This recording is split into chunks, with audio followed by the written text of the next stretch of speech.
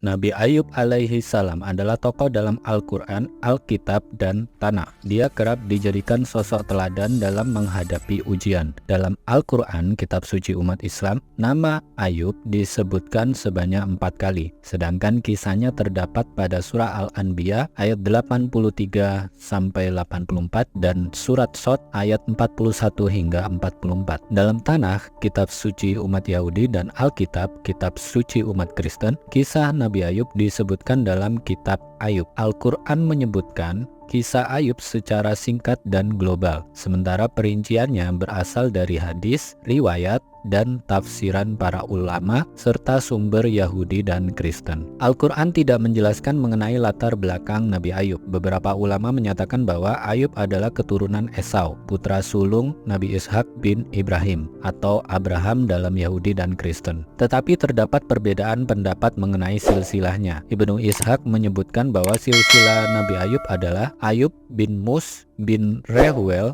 bin Esau bin Ishak bin Ibrahim. Rehuel adalah putra Esau dengan istrinya yang ketiga, yaitu Mahalat binti Ismail. Ada juga yang menyatakan bahwa Nabi Ayub bukan keturunan Nabi Ibrahim, tapi putra dari seorang lelaki yang beriman pada Nabi Ibrahim sejak masih di Mesopotamia. Ibnu Asakir menyebutkan bahwa ibu Nabi Ayub adalah putri Nabi Lut. Ayub dipandang sebagai nabi dalam Islam, sebagaimana disebutkan dalam Al-Quran bahwa Allah memberikan wahyu kepada Nabi Muhammad SAW juga kepada nabi yang lain, diantaranya adalah Ayub alaihi salam. Nabi Ayub bersama beberapa nabi lain juga disebut sebagai mereka yang Allah beri petunjuk. Dia juga dinyatakan sebagai orang yang sabar, sebaik-baiknya hamba Allah, dan sosok yang taat. Al-Quran tidak menyebutkan bahwa Nabi Ayub berdakwah kepada kaum tertentu sebagaimana para rasul lain, namun sebagian ulama menyebutkan bahwa Nabi Ayub berdakwah di Romawi dan berwasiat untuk melanjutkan tugas dakwahnya kepada putranya, yaitu Bishr. Beberapa ulama berpendapat Bishr kerap dipandang sebagai Nabi Zulkifli alaihi salam.